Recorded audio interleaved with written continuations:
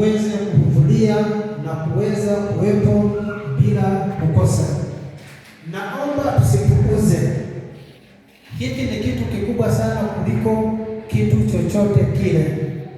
Naomba tuweze kukiwekea mkakati kwa maana ya kujiandaa mapema kwa ajili ya kuandaa nauli. Naomba tusifanye hili kama mazoea. Wenzetu wanaita hija, wanajitoa kweli kweli na wanajiandaa. Kila ikifika mwezi Januari katika mwaka husika, lazima utenge muda wa kuweza kufanya nini? Kujiandaa. Huko nilikopita nilikuwa nawaambia ya kwamba sisi wakati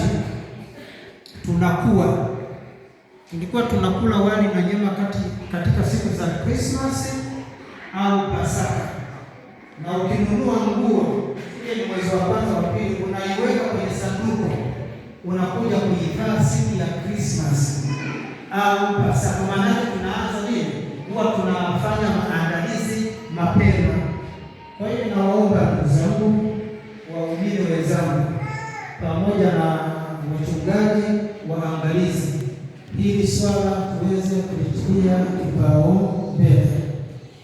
Pia kwa mamlaka niliyopewa na baba yangu, ni marufuku kwa makanisa yetu yote ya Ufunuo kufanya makongamano ambayo yanakaribia na kongamano letu kuwa la kitaifa la TBC.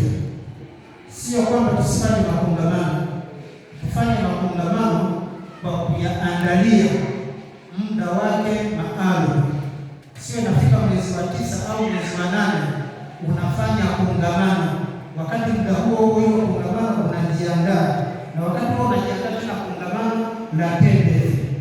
Tulikuwa tunaomba hili tuweze kuzingatia sana, hususani askofu, waangalizi pamoja na wachungaji. Basi baada ya kusema haya, ninawashukuru tena kwa namna ya pekee mlivyotupokea. Tumeona upendo wa mama yetu Askofu Uvumi, tumekuwa naye kila wakati, kila mara, kila siku akitutulia, na kweli tumeenjoy, tumefurahi, na wengine nguo zimekubana. Ufunuo Kanyama oye! Ufunuo jimbo la Mwanza, piga makofi.